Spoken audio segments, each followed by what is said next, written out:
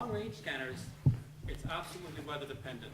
What you'll find when you actually do a scan, and we did one near one of the ski hills up near Banff, towards doing some of the lift areas.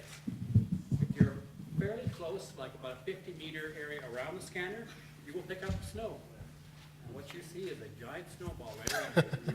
Not very useful, I guess. Well, actually, it's not so bad because you know it's a snowball, you know it's not supposed to be there. So the pro thing with the software, you can go and say, it's well called a snow filter.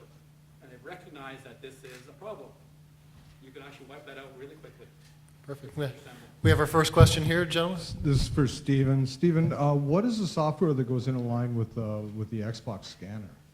You mentioned something about it. Do you know the name of it? You can get software directly from Microsoft that will give you access to those features. There's also third-party applications that you can purchase. Do you know a name like of them? Skinect. Skinect. Yes. Thank you. And all of our speakers will be available later if you want to speak to them one-on-one. We'll ask Eugene, if you had your ideal, in a perfect world, where would you see the technology going, or what would you, absolutely love to have? Wow, yeah, lots of toys there for sure. I think what I've been seeing and what I've been noting, and I didn't have time to show everything, but what's happening now, like for example, at crime scenes, is people are using a number of different types of sensors. So they're looking at things like infrared, looking at thermal, looking at UV light. And I didn't show it, but I have scans where, for example, I've projected thermal images on top of the point cloud. So you have a thermal point cloud. When we were doing that fire exercise that I told you about, I had actually done one where I took an infrared photograph where you can see things that you can't see with the regular color camera. And so it's all about identifying and looking at things that maybe you can't see with the naked eye. So for me, it's about a multifunctional tool with the scanner. I'll ask the rest of the panels. Steve, what would you like to see in an ideal world? What would you like to have? In an ideal world, I'd like to see all of this technology in my garage. That's I'm not joking. My wife knows I'm not joking. I think the first thing that I'm going to try is using the photography techniques. I'm absolutely going to find ways to work that into my workflow at work. Absolutely. And Peter? Ideally, I'd like to get one of those Xbox Ones and give that a shot. And use it for work as well, right? Well, as long as they pay for it, yes, absolutely. Oh, yep. Sorry, Yeah, that's I'm okay. going Go to be a ahead. bother. No. Steve, I'd Yes. like to ask you, do you see these technologies combining all in one, say in medical profession, where you're scanned upon arrival in a hospital and then segregated off to where you need to go? Do you see that as a future at all? One thing that I deal with quite a bit in medical research is something called ethics. And I can only imagine it would be almost impossible to have that happen, at least in my experience with the healthcare system. And that's because of the ethics behind it? Oh yeah, there's so much work around patient privacy and privilege and all of that sort of stuff that it would be a hard sell. Peter, one other thing. You said that there is a scanner available at a library? Oh, I mentioned that actually off the top. Yeah, at the Toronto Reference Library at Yonge and Bloor, you can go and book two-hour windows, and as long as whatever you can print is within that 2-hour slot, Thank you can use that. So another question, I guess, when it comes to the technology is, I guess, if you had a sort of a wish list, I guess the computing power you mentioned, everyone kind of mentioned that as a running theme.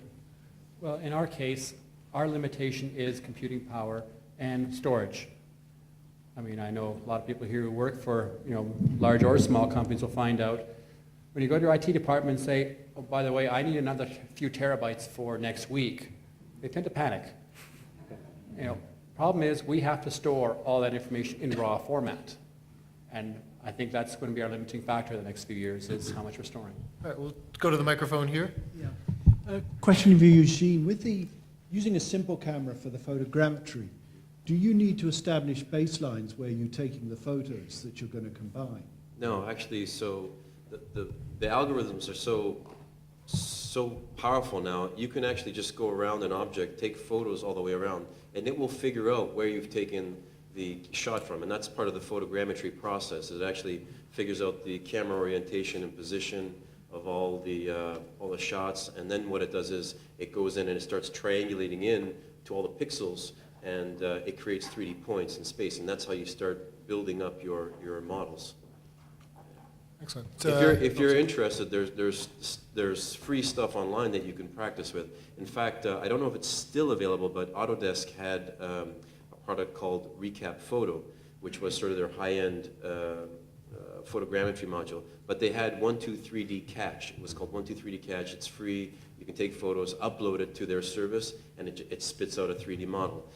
Other paid software that you can look at are things like Photo Modeler, and there's another one called PhotoScan. It's from a company called Agisoft. And if you're interested in open source, there's one called Visual SFM. It's a little bit, you have to get a little bit more involved with it, but it's pretty amazing what it can do. Let's go to the microphone over here. We used to hear a lot about the hazards of lasers. Do not look at the beam. You can buy a laser at the dollar store that can blind a pilot.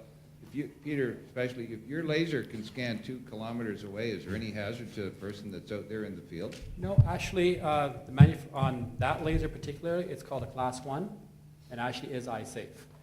The biggest thing is, if you notice with the Faro scanner that was set up there and rotating, in order to actually hit it, your eye, you'd have to be jumping up and down with it.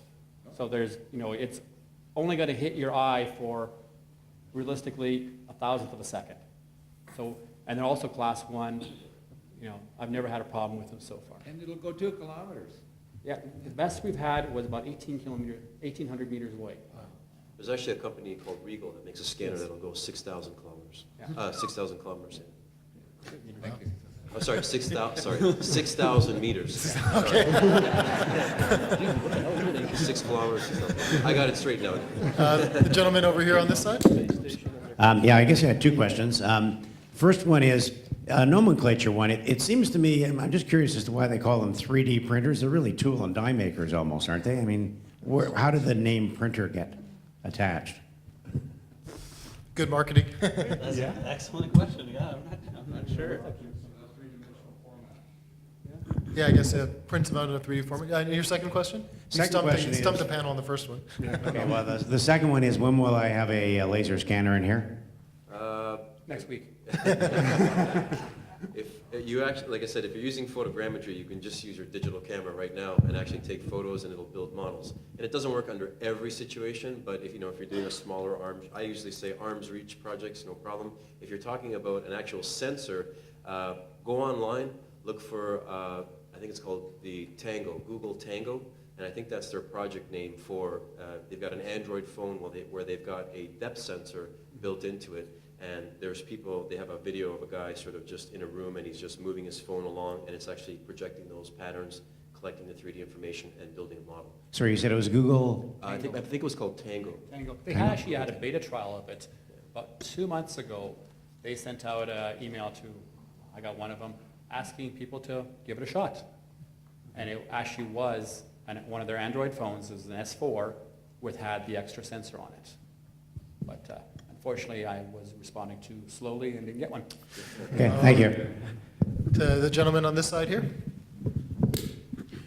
Could you maybe just share a success story on fMRIs, let's say with athletes or something?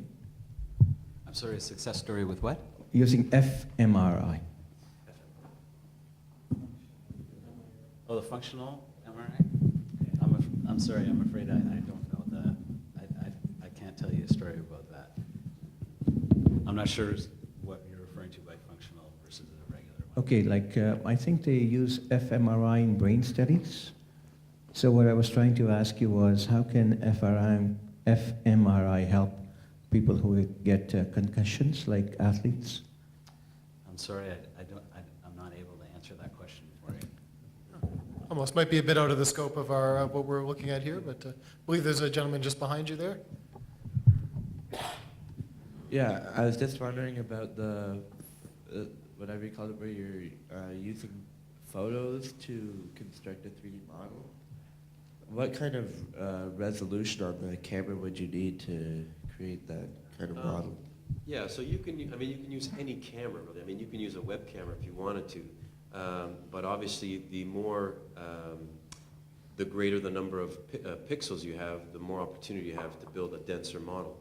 And the interesting thing about photogrammetry is that it doesn't have a fixed accuracy like a laser scanner will come and the manufacturer will say, look, you can, we've got a 2mm accuracy on this thing at some distance. Photogrammetry is scalable.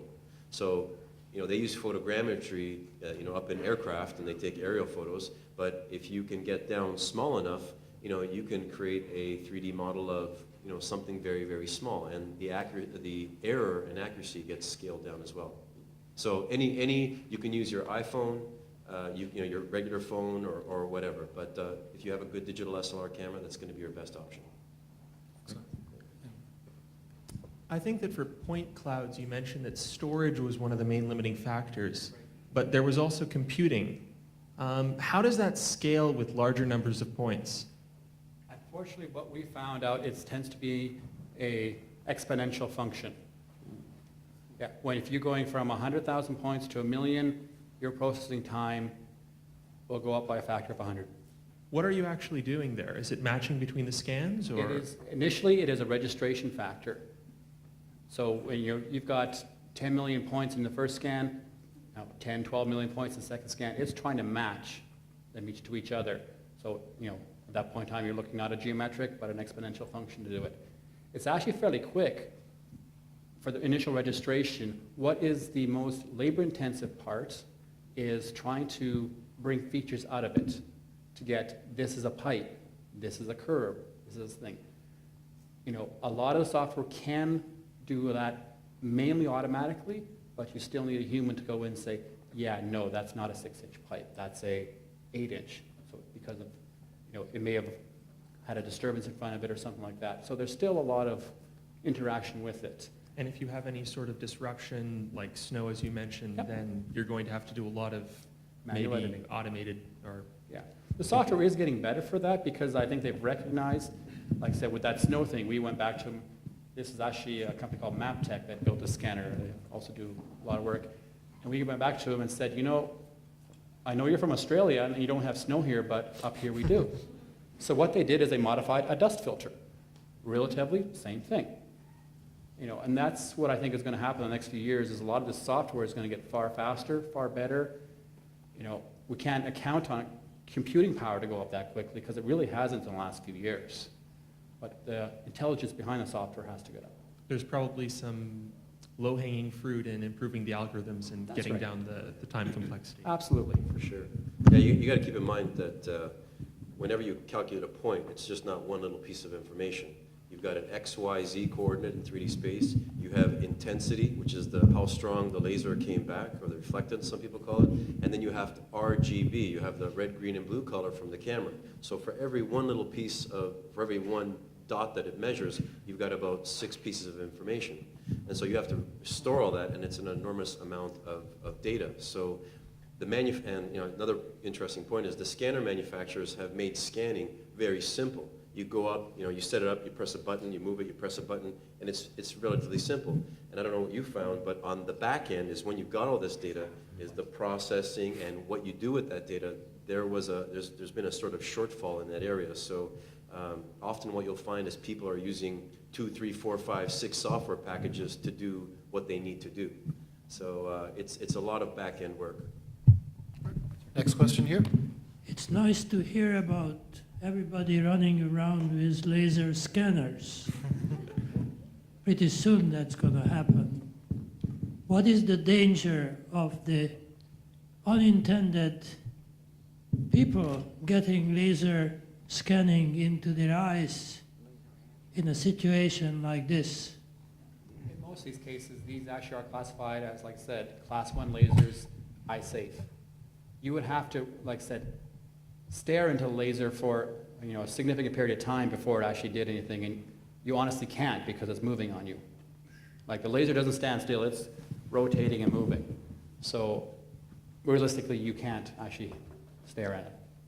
Well, as you pretty well know, if kids can get iPhones using everything to be as a subject, wouldn't you expect similar thing to happen with laser scanners?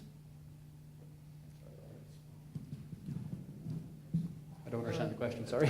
Well, if unqualified people will be able to get their hands on laser scanners, this is not a toy anymore. Yeah, you have a good point there, and I actually agree with you.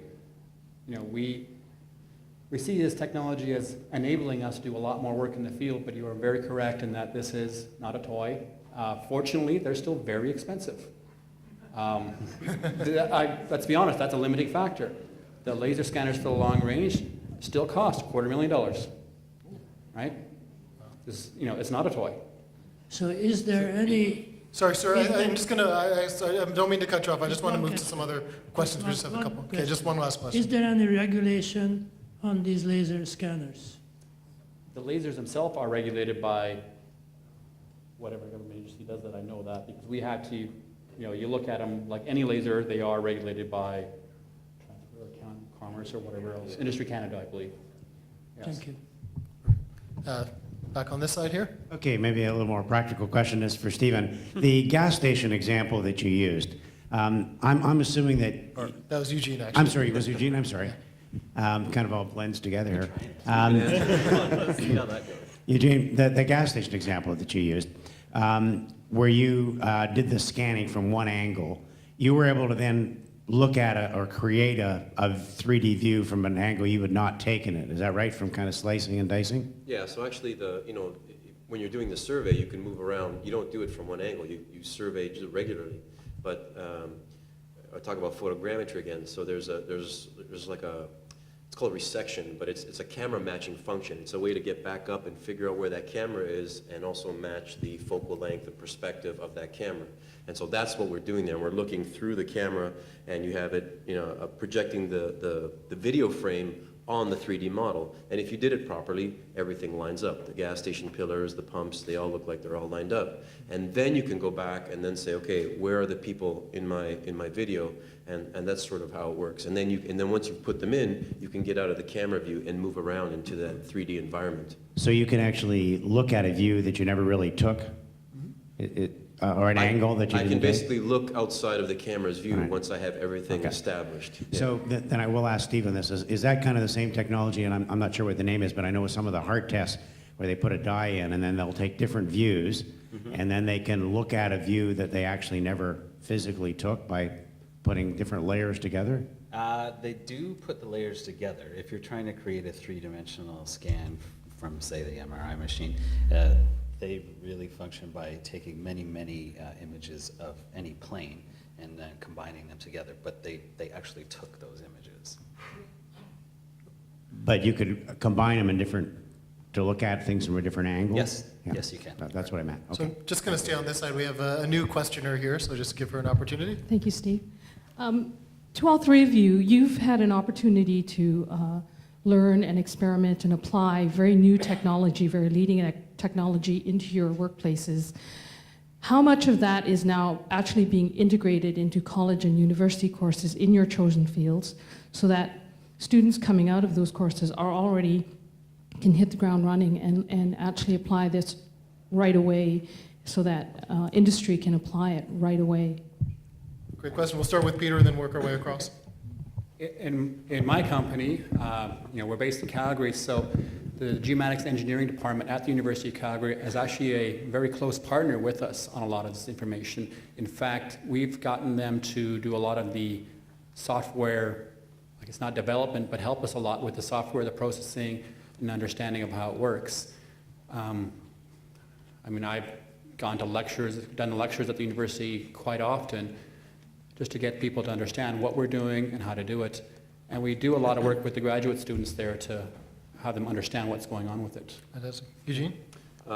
Yeah, so in my case, the application of 3D scanning and all these 3D technologies in forensics is still relatively new in North America. So in Canada, there's probably only maybe 10 scanners throughout the whole country right now.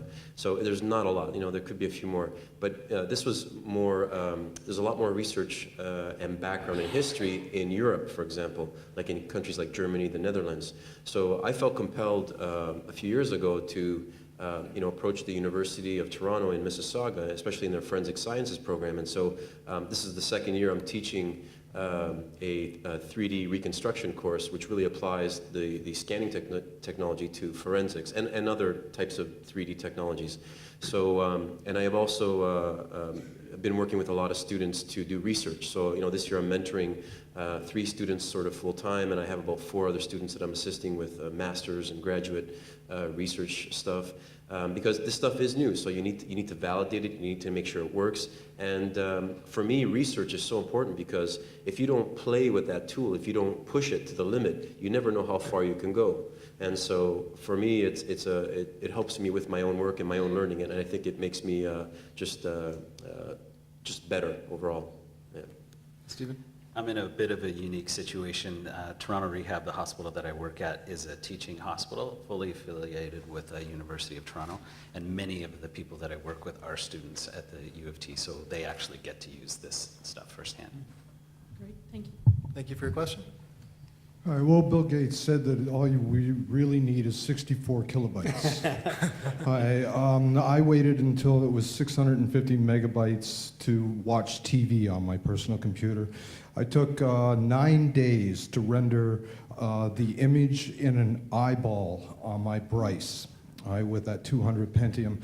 Where do you guys see the entry line for megahertz, gigahertz? Where is it going to be comfortable to play with this data?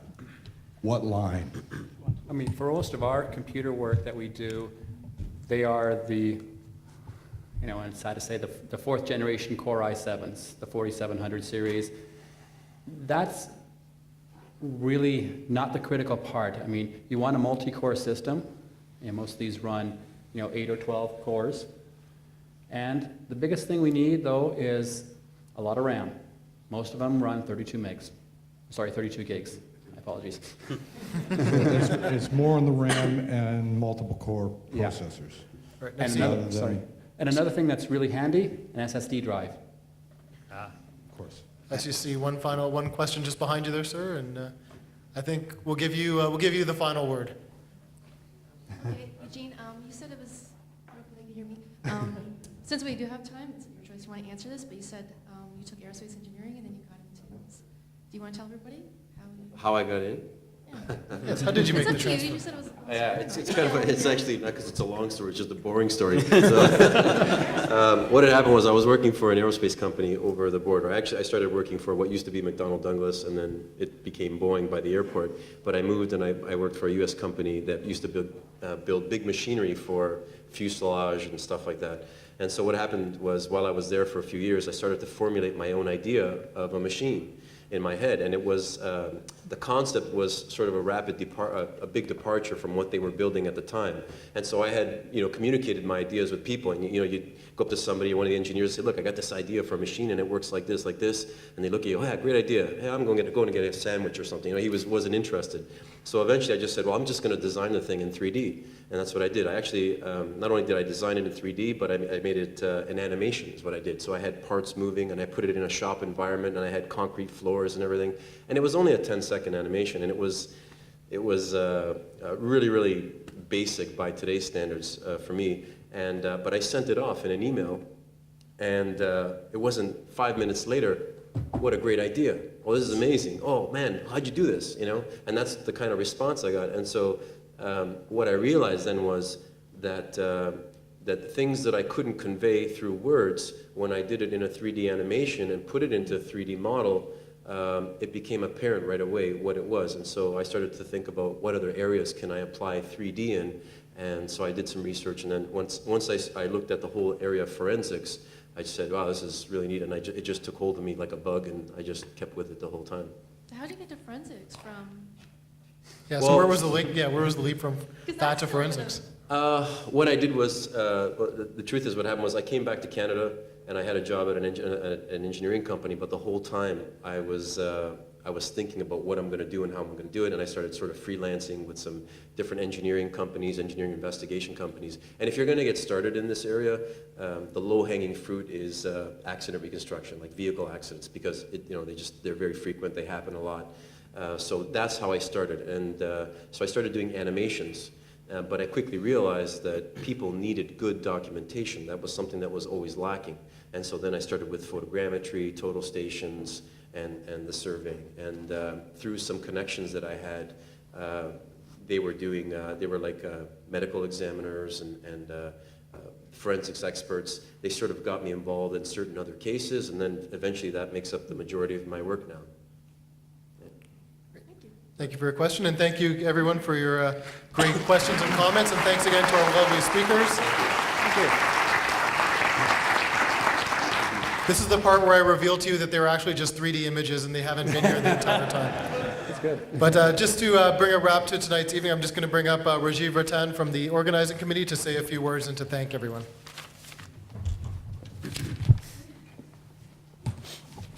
Thank you, Stephen. Good evening, ladies and gentlemen. I would like to thank all the speakers, Stephen, Eugene, Peter, and Mr. D'Souza, for putting up such an excellent presentation that was not only informative, but quite exciting. I would like to request Stephen, Eugene, and Peter to kindly come to the podium and receive a small token of appreciation for all your good work. And of course, Mr. D'Souza as well.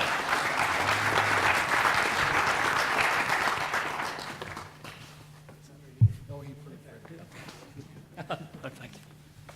Thank you very much.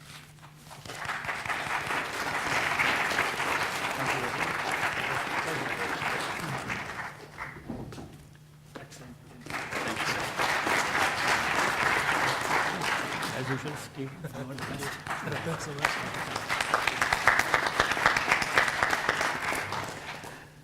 Ladies and gentlemen, our gratitude goes to all the exhibitors and the sponsors of this event.